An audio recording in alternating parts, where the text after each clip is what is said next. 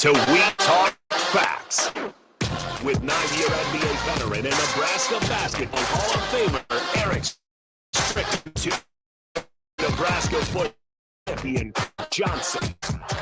Talk and taking names in sports and day-to-day living.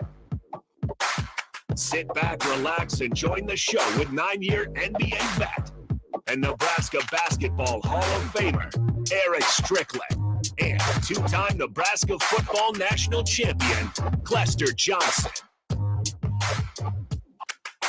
Yay, yay, yay. We in the building. If you have not tuned in, you will tune in because it's WTF. Shut your mouth.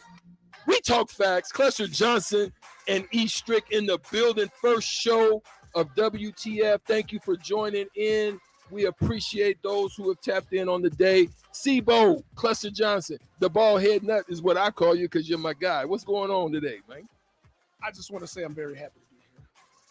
I'm glad that finally, synergistically, we've decided to go ahead and put it together.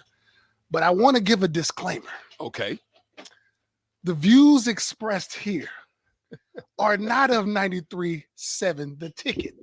This is E. Strick, Clester Johnson. Uncut. From our heart, from our passion, Yeah. from our desire. We're just going to let it go. We're going to let it flow. Let it go and let it flow. A lot of stuff to discuss tonight, but tonight's show is going to be a lot about us. You know, just really, we want you to know who we are, where we came from, what our background is, how we got to where we got to, what we've done over the years. We started out together as a 1-2 connection. Those who know, they know.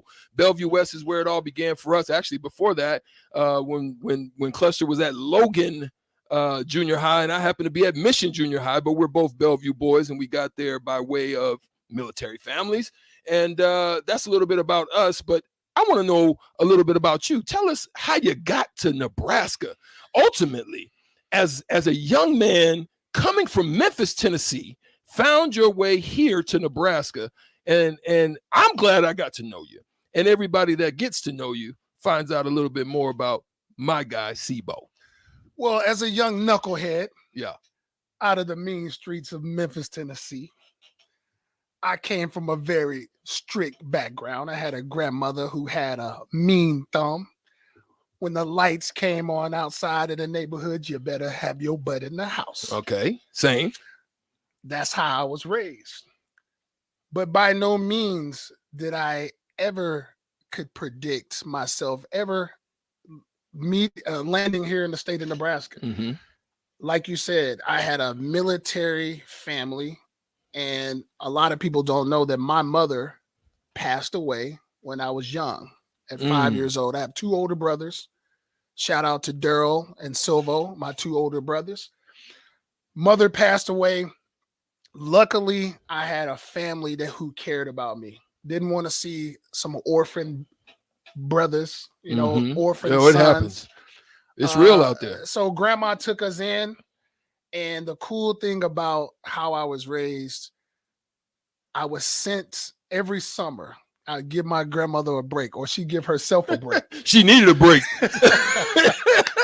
she needed a break. Let's be real about it, Sebo. You wasn't easy. Yeah, she would ship my tail off all across the country to all of her different.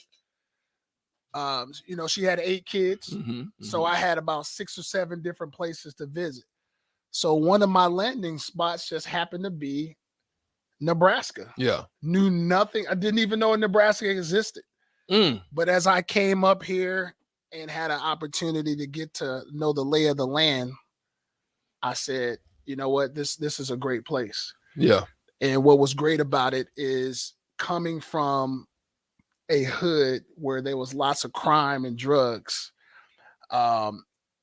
What people don't know is people who live in those areas don't really want to be in those areas. That's real. That's deep. 95% of the people in those areas don't want to be there. Yeah.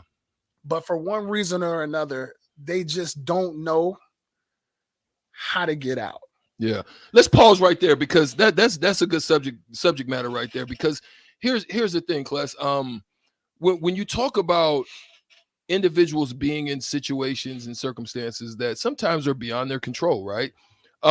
This is where sometimes the gang culture evolves, right? Is because a lot of people are stuck on a block or stuck on, a city or an area of a city, and they don't know what they don't know outside of it. Right. And it's not because they don't want to know. It's just their products sometimes become of their environment. Absolutely. And that's the thing that's when I began to look at, individuals, I would say I'm very blessed too, man, because I had a father, and that's the blessing in itself, because there are a lot of young men that just didn't have another way. Yeah. We were blessed that you had another way. You had a family that collectively came together, loved on you, and helped and wanted to see a better view of you. And sometimes I think in my life, class, I've looked at my mother, Erick Strickland, and I've had times where I kind of maybe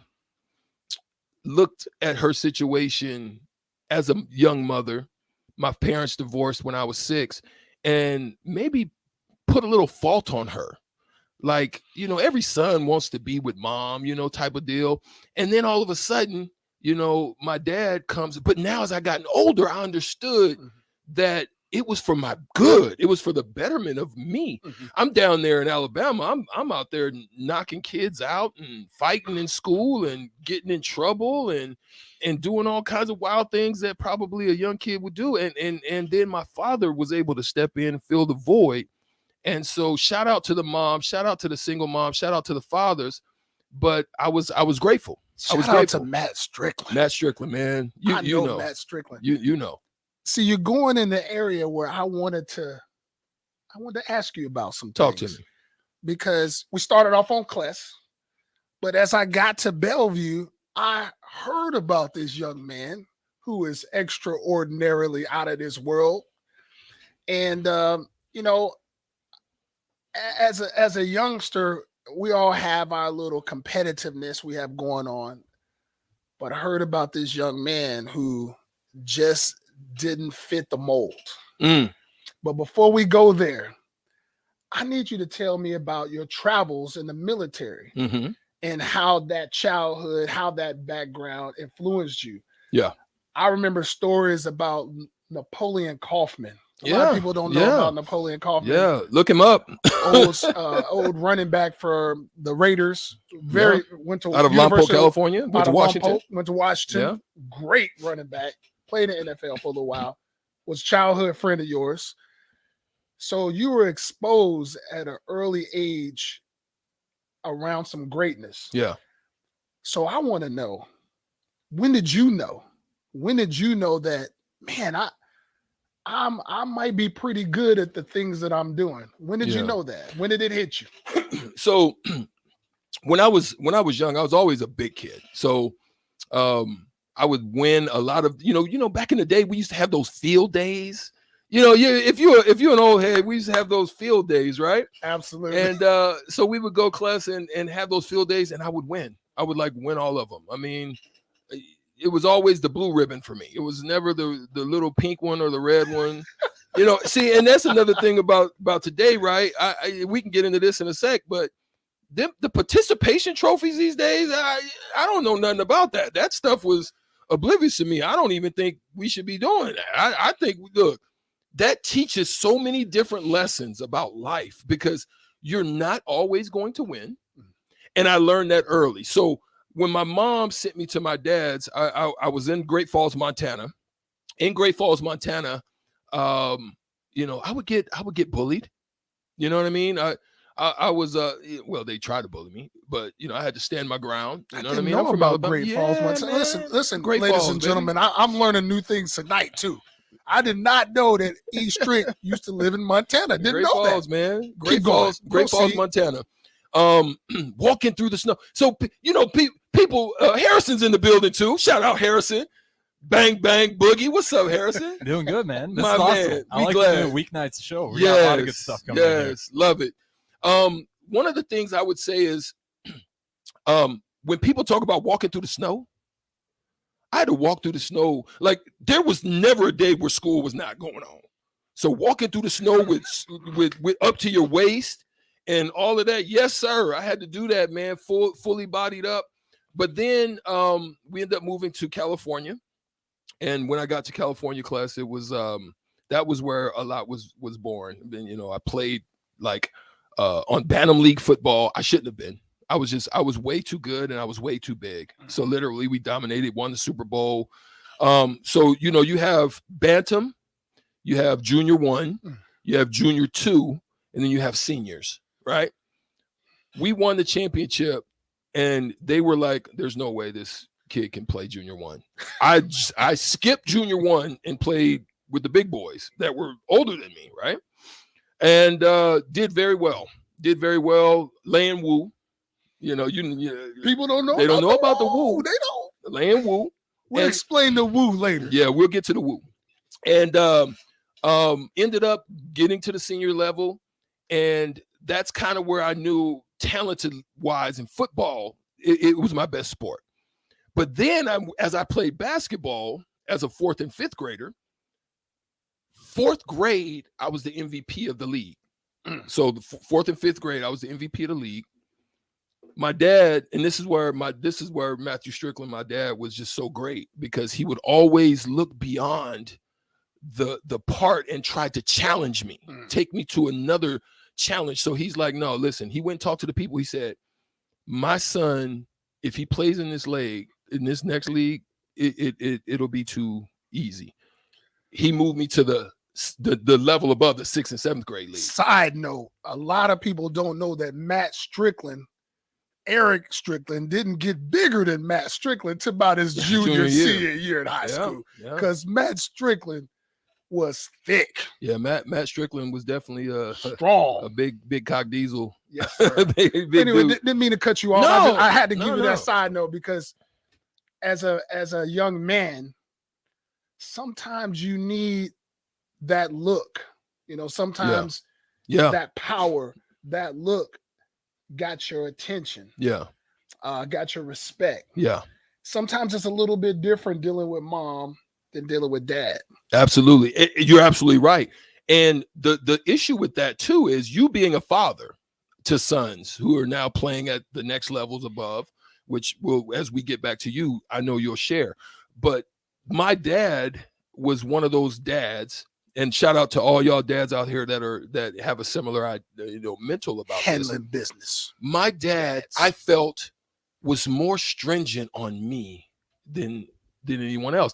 Like, I felt like I was competing, going after, fighting hard for the position or for the win as anybody else. But it was like the others, he wasn't challenging in the same way that he would challenge me. I get hit upside the head and I'm like, dang, I thought I did the right thing. It was like extra challenge on me. And so when my dad moved me up to that 2nd league, man, and I was the MVP of that league as a 5th grader, that's when I knew. That's when I knew it was real. I like it. Yeah. I had a totally different experience than you, my friend. Break it down. Something that you didn't know. Talk to me. So as I moved to Memphis, Tennessee with my brothers, we had kind of a Valley girl accent. You know, we had a very LA, California accent going to the South.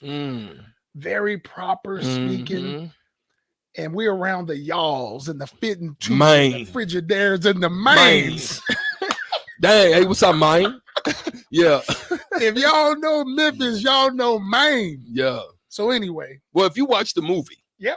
Hustle and Flow. Hustle and Flow. If you watch the movie Hustle and Flow, you would know about the Maine because Terrence Howard was definitely Memphis. It'll give you a snippet of the life of Memphis. But anyway, same as you.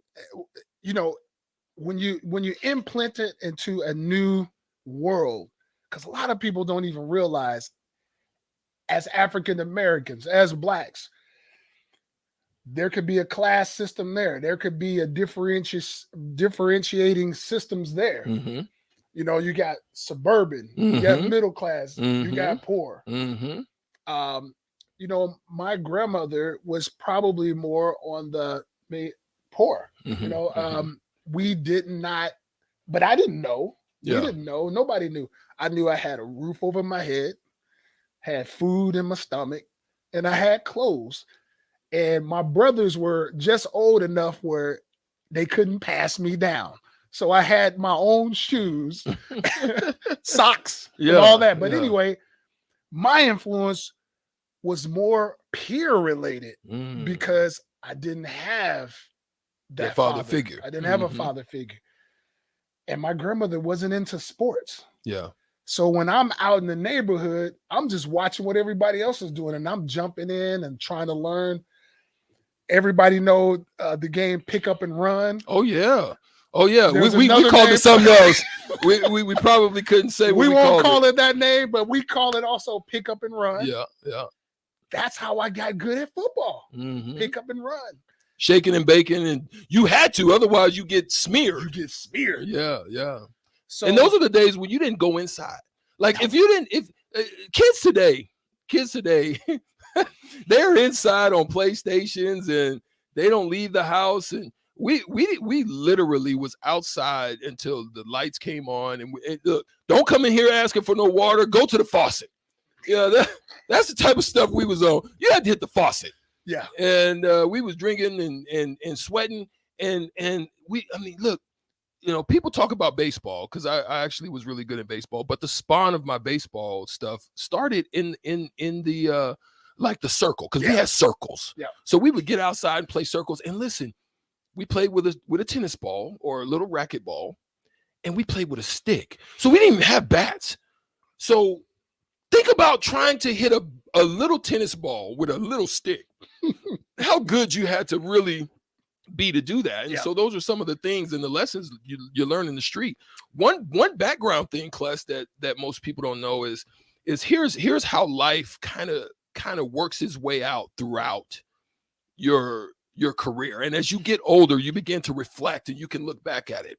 Because when I was growing up in the South, living at my grandmother's house, my grandmother had a nice, just a small 3-bedroom house. It was green, had a fence around it, probably about an acre or two. We had pecan trees, pear trees, apple trees. We had all this stuff in our backyard, right?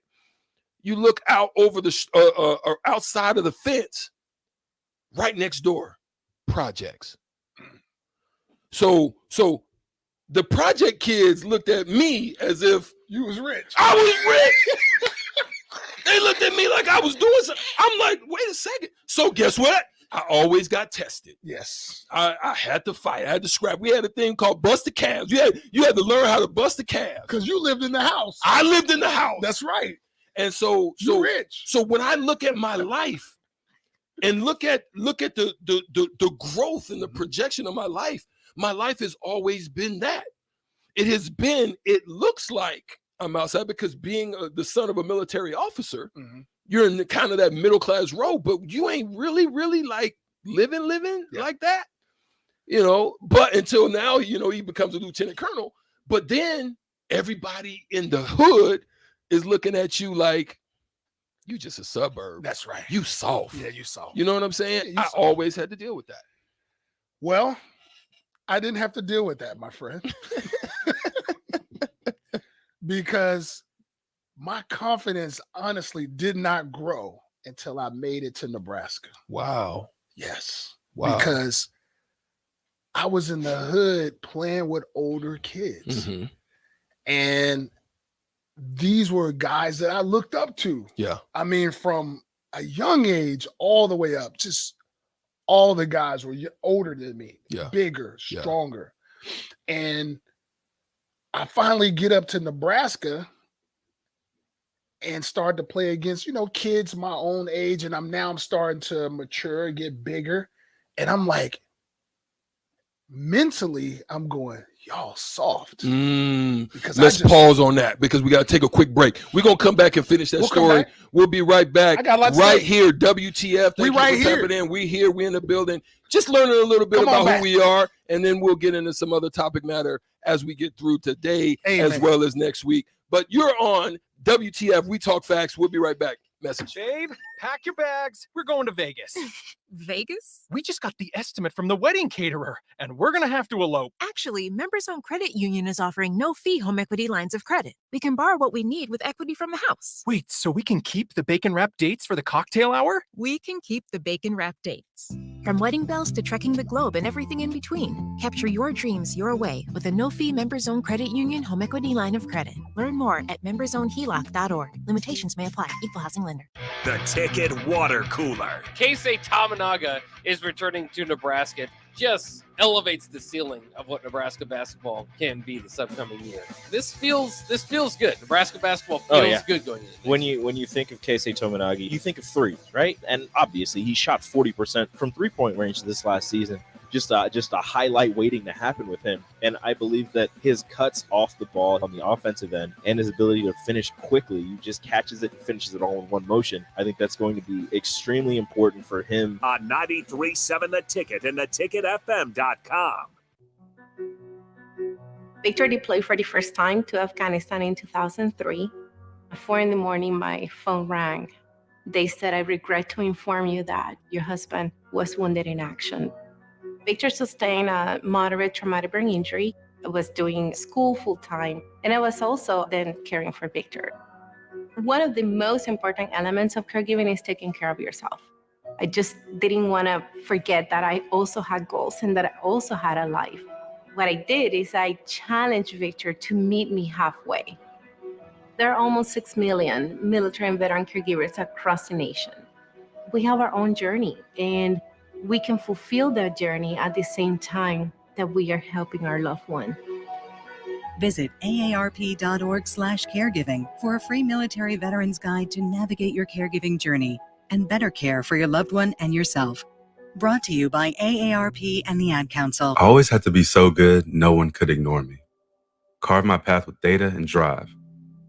But some people only see who I am on paper. The paper ceiling. The limitations from degree screens to stereotypes that are holding back over 70 million stars. Workers skilled through alternative routes rather than a bachelor's degree. It's time for skills to speak for themselves. Find resources for breaking through barriers at tearthepaperceiling.org. Brought to you by Opportunity at Work and the Ad Council. This is your captain. We are going to be experiencing some slight turbulence. Please fasten your... Oh, hold on. Just got a video of my cat. Imagine the pilot of an airplane was as confident as you are texting and driving. Seems kind of crazy when you put it like that.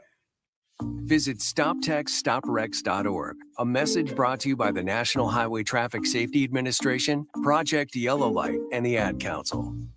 My simple solution to the problem was remove people from the scene and help them feel safer. In response to attacks against Asian Americans, Maddie Park raised over $250,000 to donate cab rides to the Asian community. There is so much more work to be done. We really need to come together and tackle this issue as a community. Support the Asian community. Learn how at lovehasnolabels.com. Brought to you by Love Has No Labels and the Ad Council. The Drive with AD and Raph. Was this season a stepping stone or a stone in the shin? Want to think that it's a stepping stone, but unfortunately, I think the people that we're going to lose are going to be back in the same situation. I think again next year, you're going to have to find a few hitters. And you're going to have to find some pitching. So unfortunately, I think it's not a stepping stone. You have to replace your first baseman, your second baseman, your shortstop, your center fielder, your Friday night starting pitcher, your Saturday night starting pitcher, 3 quality relievers, your backup third baseman, backup catcher, and backup infielder. Weekdays from 8 to 10 on 93.7 The Ticket and theticketfm.com. If you can plan barbecues and weddings, you can plan to protect yourself from a natural disaster. Sign up for local alerts, prepare an emergency kit, and make a family communications plan. Get started at ready.gov/plan. Brought to you by FEMA and the Ad Council.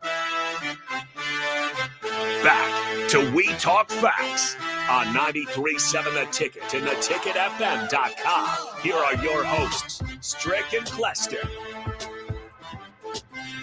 And we're back. We appreciate everybody who decides they want to come in and listen to us. Subscribe. We want you to also just listen. We got something to say. We got facts to talk about. We got love to give. We got great energy. We want to give you something that you ain't never had before. We're going to take you into the mind of people who have been there, done that. And before we left off, we were talking about Clester Johnson's influences and how it wasn't necessarily a father. We talked about how my mom passed away, and I had lots of peers in the neighborhood. Wasn't always necessarily very good, but I had a very strict grandmother who kind of balanced things out for me. She really made sure the streets didn't get a hold of me like it could have, because man, it could have been ugly. Yeah, it's amazing how the situations could change just so quickly depending on where you've been and where you stopped or where you. It's called a healthy fear. A lot of kids don't have that today. I had a healthy fear of my grandmother because back then you could get the strap. Today it's a little bit different when it comes to that. You know, CPS might be knocking at your door. So we don't want to do that. We don't encourage anybody to beat their children. I ain't gonna lie, I needed it. Yeah, you know, you say what you will about it. I needed. I was hard-headed. Well, I was a hard-headed one. You know what? I think that a lot of us go through that phase, Yeah. but it's how you come out on the other side. Yeah. And, you know, as you look through your life, we have our ups and downs, but, you know, what doesn't kill you makes you stronger, right? Yeah. So again, as I got to Nebraska, my mentality was a lot different. Obviously, I'm now in a suburban surrounding. So it's funny that you talked about how people tested you. Yeah. Because they thought that you were soft. That's right. Yeah. Softer than cottonelle. Yeah. But that wasn't my issue. My issue was how I looked at people. Now I'm looking at everybody around me as food, you know? And that spurred my mentality, and it allowed me to become who I am as an athlete, because I had something to fall back on. Matter of fact, it's funny. I'm just talking to an old friend of mine just 2 days ago that I grew up with. I mean, this dude was huge.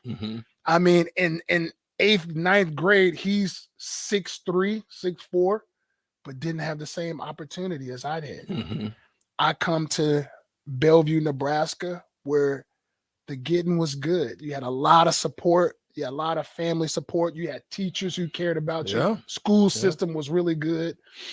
And I told my friend Brian, I said, if I could have brought 4 or 5 guys up here with me, guys who dominated in the neighborhood, we'd have won at Bellevue West. We didn't want to stay at championship. Man, we didn't want to stay championship. We just needed there. a few more dogs. And you know, when you talk about that, like, I'm reminded of how, like, my pops took me to the base gym, right? Oh yeah. So my pops would take me to the base gym as a 12-year-old man. Explain to them what the base gym is. Yeah, a lot of people don't know what that is. So the base gym, on every Air Force base, they would have a gym. It always had weight rooms. It had basketball courts, tennis courts. Yeah, it had pretty much everything that you would have, like at a Genesis or at a Lifetime Fitness or anything like that. But there were grown men, Air Force men that were, good athletes in their own right, just happened to choose to go to the Air Force. And my dad brought me in as a 12-year-old, and he was like, I'd be out there playing, and he'd be like, my son's gonna play. And they'd be like, no, we ain't doing that. And so my dad let me get beat up. Like he let me, have to take the fight and stand up for myself. And guys see me now. I mean, even guys that I used to remember you at the base gym, You know, when you was a young man, you was in there getting buckets as a young man. Like you was actually fighting and scrapping. But that was the lesson. So, you know, when people talk about and they see me in the physicality and the way that I played at the next level here at the University of Nebraska, they wonder where that came from. That dog, I have a bulldog tattoo on my left shoulder. That's where it came from. Yeah. That's where it came from. I got to, you know, and there's many stories we can go from Erick being, you know, he had talked about how he was bigger than everyone. And with that, and obviously you were a standout, but also you have jealousy amongst your peers that you had to deal with also. Yeah. We can cover that another day, but Erick had some things he was dealing with just because he was just monstrously bigger than everybody, abnormally. Check his birth certificate. I'm only 14. That's right. That's right. But it's funny because you went to the rival junior high, Mission. I go to Logan. I'm a pause. We went here. Listen, I'm over at Mission Junior High. Hey, Harrison, I'm in Mission Junior High. I'm walking around there with my head up like, yeah, I'm the guy in Bellevue. Oh, wait, no, I don't know. There's a guy over there in Logan named Clester Johnson. Clester Johnson? Who? Let me go over and see. I literally told my dad, drop me off at Logan. Because Logan was playing Mission, and Mission was garbage. Like, us in the 7th grade, we used to beat the 8th grade and the 9th grade team as a 9. We used to beat them, right? So I'm over there watching this guy run circles around everybody on the field. And I'm like, wait a minute now. Yeah, that guy is. Yeah. I used to call him Bow-Legged Lou. Yeah. But here's what people don't know. Back in Bellevue, freshmen were not in the high school. Yeah. So I did get approached by each high school trying to figure out where I was going to go. But I was already sold on where I was going because I had a cousin who was a year older than me, already put in work. But the crazy thing was, as I'm working my way through Logan and discovering that, you know what, I might be okay. You know, like I'm telling you, as a freshman is really when I really broke out. Yeah. That's when I broke out because I told you my mentality. I'm like, I'm used to playing against guys who are way rougher and tougher. And I don't know if it was more of the confidence that was in me that and the ability and power that I already had, and it just came out. Or, you know, did I just develop? I mean, there's things that I still can't explain about how I developed in Bellevue, but part of it was coming from Memphis, which was a rougher, tougher area, and then having an older cousin who I had to compete with, had 2 older brothers that I competed with. All that played a huge part. And then as I looked around the city, just like you, I wanted to be the best. I wanted to be the best. So freshmen were not able to be in the high schools. We're not going. We're going to go there. But I need to ask you this question because this is deep.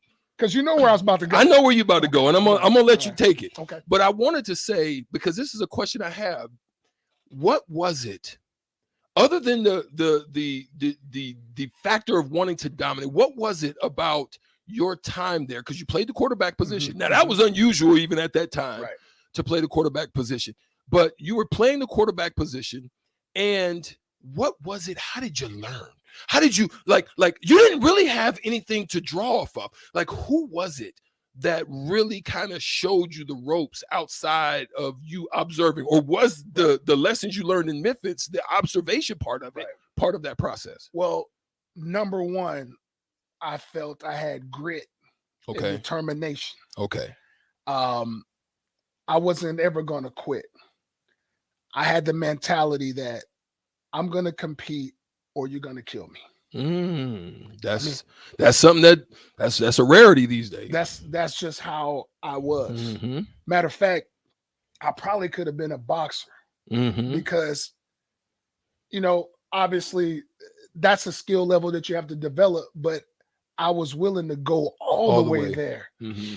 And David Carter is a name that is a blast from the past, but he was our junior high quarterback. But I let him know that when we go to high school, I'm going to play quarterback because my cousin was a running back. Yes. And he was really good. Yes. And I'm like, I'm not going to sit behind my cousin for a few years. No. I'm going to play quarterback. And I don't know how David felt about it, but I let it be known. Mm-hmm. And that summer, Coach Feynman, who was our high school coach, really encouraged me to come up every day, learn the playbook. And man, I was at the high school every single day. Wow. Learning the playbook, going out and throwing the ball, lifting weights on the base. Mm-hmm. I used to go and lift weights because we didn't have PlayStation. No. We didn't have Atari. No. We didn't have none of that. Nintendos, no. So we was trying to find a way to be out of the house because we didn't want to be in the house. Facts. Facts. There was no being in the house. So as a youth, we were finding things to do, lifting weights, going to the youth center, going to the swimming pool, going to the movie theater, going to little discos on Friday night. We used to pop lock at the absolutely at the youth. Yeah. Absolutely. Doing the worm, doing the snake. Yeah. People that moonwalk. I mean, I thought I was Michael Jackson for a minute. I still but anyway, just as you mentioned, it's just a lot of fun as a youth. When I look back, we really kind of developed without having trainers. We didn't have certain areas that we could go to hone our skills. We just sort of honed them on your own with what you had, with what you had to work with. What we had to work with. I love it. I love it. What we're going to do is we're going to take one more break before we finish out the hour. And we're going to let Clester get to the finish of that story about the ninth grade. I put a pause on. But that's okay. Come back. WTF. We talk facts. Come back and join us right after this next break. Happy Hour with Nick Sainert and Enrique Alvarez Clary. You mentioned the Auburn Regional between Penn and Southern Miss. How many fans? Plainsman Park seats 4,096. I get 1,200. 1,200.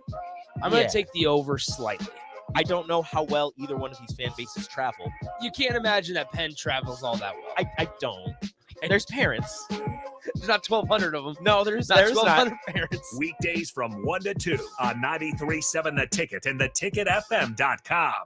Hi, this is Pastor Tom. Did you know there's a place kids can seek out help when they're away from home and something goes wrong? They find themselves in a difficult spot or even a dangerous situation. Maybe another child is bullying them or a stranger is following them. Perhaps on a date and things just go bad. In Lincoln, here's where they can find help. It's called Safe Place. Safe Place is a national program for children taking place in thousands of cities across the United States. The People City Mission is sponsoring this program in our community and has set up a number of businesses, fire stations, schools, and nonprofits around the city to become safe locations where kids can seek out help. They just need to look for the big yellow sign that says Safe Place on it. Then go inside and ask for help. We will be quickly connected to them and ensure they make it back home or to whatever resources are needed. If you'd like to find out more about Safe Place and ways in which you can get involved, just go to pcmlincoln.org. Remember, when we all do a little, we change a lot. Dance like a dad. It's a great way to make a moment with your kids. First, I hold my hands out like they're on a steering wheel. Then I look over my shoulder. Next, I put it in reverse. Visit fatherhood.gov. Brought to you by the U.S. Department of Health and Human Services and the Ad Council. Start your Sundays off right with Jeff and Nicole Essink on Fitness Fanatics. Jeff and Nicole discuss health and wellness, how to achieve fitness goals, and more through the life of gym owners and gym goers. It's Fitness Fanatics from 9 to 11 a.m. on Sundays on 93.7 The Ticket and theticketfm.com. 1 in 3 adults has prediabetes. 1 in 3. That means it could be you, your football buddy, your football buddy, or you, your best man, your worst man. You, your dog walker, your cat jogger. While 1 in 3 adults has prediabetes, with early diagnosis, prediabetes can be reversed. Take the risk test at doihaveprediabetes.org. That's doihaveprediabetes.org. Wait, did they just say 1 in 3 adults has prediabetes? That's 33.33333% of adults. That means it could be me, my boss, or my boss's boss, or me, my favorite sister, or my other sister. That's 7 members of my 21-person romantic book club. Wait, the 1 in 3 could be me, my karaoke partner Carol, or my karaoke enemy Jeff. I'm going to take the risk test at doihaveprediabetes.org. Brought to you by the Ad Council and its pre-diabetes awareness partners. Hey, you got any gum? Yeah, check my backpack. What's this? Oh, that's naloxone. It can reverse an opioid overdose. I decided to always keep it on me after my friend almost died. It saved his life. I'm so sorry. That makes me want to have it with me too. You totally should. Check the pharmacy. It was actually really easy to get and it's easy to use. I definitely will. Thanks. Paid for by the CDC, sponsored by Nebraska DHHS, aired with the Nebraska Broadcasters Association and this station. Papa, why can't we telegraph while riding a horse? Son, there ain't no one to blame but Jeffro. He was riding old Betsy the Stallion, tip-tapping away at his telegraph, when blam, ran right into the side of the saloon. Well, if Jeffro can't do it, neither should you. Don't text and drive. Visit StopTextStopWrecks.org. A message brought to you by the National Highway Traffic Safety Administration, Project Yellow Light, and the Ad Council. Back to We Talk Facts on 93.7 The Ticket and theticketfm.com. Here are your hosts, Strick and Clester. Yeah, you know what it is. We Talk Facts. WTF. Back once again. Clester Johnson, you was finishing up a thought. I want to make sure you continue that thought. Man, we appreciate you guys for joining us on the first show today. This is just a meet and greet session today. We're going to get into some topics. I mean, don't get it twisted. You know, we're going to definitely get into some deep conversations on some wonderful topics, but we want you to know who we are. We want you to know how this all came to be, because you may hear us sometimes. Clester used to jump on the show and come and join us, and you kind of hear some of those thoughts, but we wanted you to hear a little bit more about the us and how we all came to be. I just want to add to some of the stuff you were saying. I'm trying my best not to Incredible Hulk this moment, bust out my shirt, Lou Ferrigno. Get naked and not ashamed. I'm going to ease into the show just like Strick said. There's so much more information we would like to disseminate amongst the crowd. And I think you're really going to enjoy it. So again, please subscribe and tune in every Tuesday. Hit that notification bell that so that you know when we button. pop on. Let everybody know. Let us know that you're hearing us. And I would also say, if you got questions, if you got questions, Sauter Heyman text line is always open. 402-464-5685. You can text us as well. Yes, as you can hit us on the Honda Lincoln hotline. We can take questions at some times. We'll definitely get into that as well. Yeah, feel free.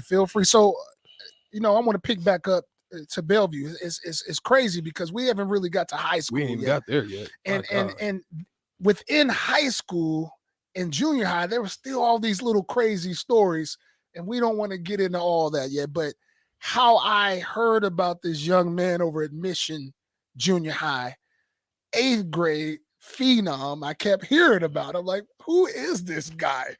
Erick Strickland, right? I saw you, but you didn't see me yet. So the crazy thing is, I'm just going to move forward 1 year. Now I'm a sophomore. Erick is a freshman. I'm the starting quarterback at Bellevue West. Yeah. Freshmen are not at the high school yet. It's 10 through 12. And this guy is so good that they're bringing him up to the high school on a special bus so he can compete in basketball. It wasn't a short bus. I do have a little bit of intellect, so don't. And if you want to explain to them this whole transportation of the bus, why did they have to transport you on a bus from the junior high to the high school? Yeah, a lot of it had to do with the fact that I was still attending school. So I had to attend school, and they created my schedule to where my last hour was going to be like a study hall or something of that nature, which gave me the time. They would send a special bus that would actually pick me up and transport me over to the high school where I would join the varsity basketball team and begin to practice. And guys like Greg Kuntz was there, Greg French, Fred Ward was the guy of that time. He was that guy. Some great players. Yeah. Now, I want to rewind a little bit because I really feel like we missed a very important part of this whole discussion in sports and how we came up. I want to ask you about your inspiration. Okay. I want to ask you about what inspired you. Something inspired you to go, I want to do this. This is what I want to do. Whether it was football, basketball, baseball. If you look back, what was it that said to yourself? There's something within you that said, I want to be like that, or I want to help them, or it was something, Eric. Yeah. I don't know. Yeah. But I want to ask you. It's crazy. A lot of times I talk about certain things that I've actually done in my life. Like some of the crazy stuff that I've done is as a young man in high school, I was looking at collective bargaining agreements, and that's crazy in itself, high school? right? In high school, right? I was really trying to figure out what the next level is. But really what inspired that, man, is I literally had a dream. And I had a dream that I was going to play. Literally, it was so vivid. It was like I was there. I was playing in the NBA or in the NFL. I actually had a dream. So it inspired me to continue to be the best of what I could be. I was a natural athlete, so I didn't hit the weights like that. I mean, I was 6'3", 190 in high school. And so I was naturally strong, naturally built. Extraordinarily big. Never played the wide receiver position. I was always a running back or something of that nature.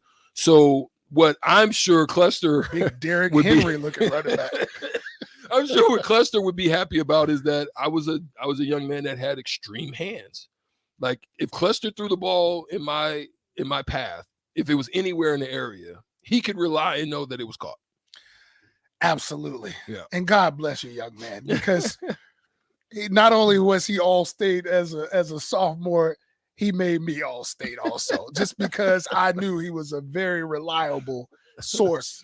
And what really hurt my heart was they were only letting 8 teams in the playoffs back when we were in high school. And right about 4 or 5 years after we got out of high school, they let everybody. Everybody can get in. We had some great teams, some 7-2 teams. But anyway, I don't want to get into all that. That was a frustrating part of our. I still when I see Stu Pospisil today, I still get on his neck about that. Yeah. But anyway, inspiration for me. Yeah. I would say my grandmother. Mhm. My grandmother. You wanted it for her. I saw these stories of guys who quote unquote made it and was able to go back and provide, a new home for grandma. And I just really wanted to repay her for taking us in, because she didn't have to. She didn't have to do it. She didn't have to do that Yeah. because she had already That's beautiful. raised 8 kids, right? Mhm. So I was inspired by her because she was, like I said, I understood the fear and everything as I got older. I understood why she was the way she was, because she did not want me to fall to the streets. And so, that being said, I remember when I was in college, I used to always write her name on me somewhere. Her and my mom, I would write their name somewhere on my body so that when I played the game, I was playing for somebody. I was playing for her. I was playing for them. And so, and as I grew and got a little older, I got more inspirations. We're not just inspired by one person. There's lots of things that are added on. So. Yeah. Wow. Just a little introductory to what E. Strick and Sebo, Clester Johnson, where we came from, how we started, and there's so much more. This is only the beginning. Yes. This is only the starting point, and we thank you for tapping in on the first night of what WTF is and is going to be. We talk facts, It's going to be everything sports. It's going to be everything life. It's going to be everything about just the growth of what we've learned, what we've acquired, what we've seen, and we're going to help you to be able to understand where that journey come from. I would also add that, you know, a lot of us have been through the same thing. And I'm sure there are some things that we're going to say that you're going to be able to identify with, agree with, and maybe not agree with. But we're happy to have you. There it is. We're out of here. We'll see you next Tuesday.